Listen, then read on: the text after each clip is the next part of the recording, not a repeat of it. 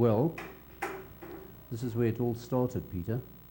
Started in a projection room in the... You shouldn't use my name because we'll be cutting out that part. Okay, all right. Can we back up there? All right. Should we start again? Please. Okay. Just... ready?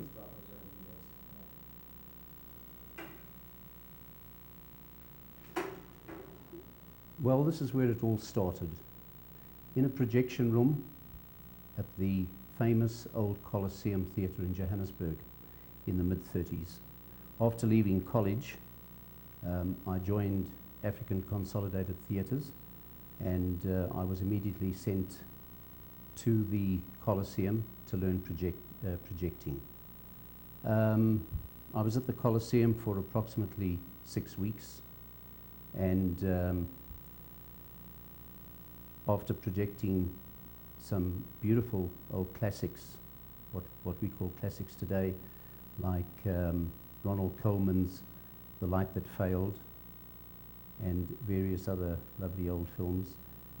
I then moved to the Royal Theatre in Orange Grove, which was a brand new cinema at that time.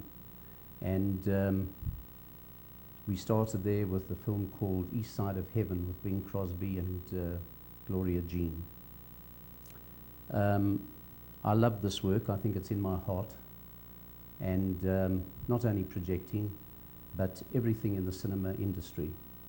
I then asked for a transfer to the studios at Killarney, which is one of our suburbs just outside Johannesburg. And I was very pleased to hear that I could get the transfer. And so going from projecting, I then, wait a minute, sorry about this. Could we just stop a second? I think you should, you know, if you say to me, what was that cinema like? Okay. You know, something like that, if you like.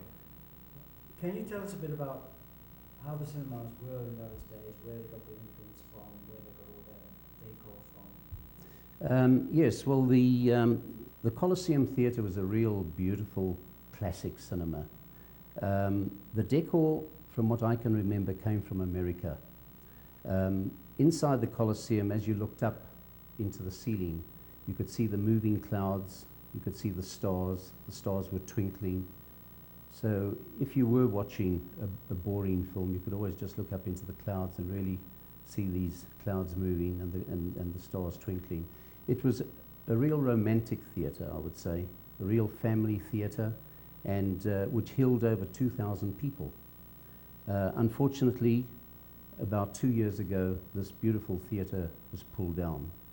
But the interior of the cinema, most of the seating, the screen, the projectors, they all came from America. And all the product, all the feature films that were shown there were all imported from the United States. In those days, South Africa weren't making many local productions, but there were 3 or 4 pretty good films, historical films, like King Solomon's Mines and The Voortrekkers. And these films were also shown in our main cinemas.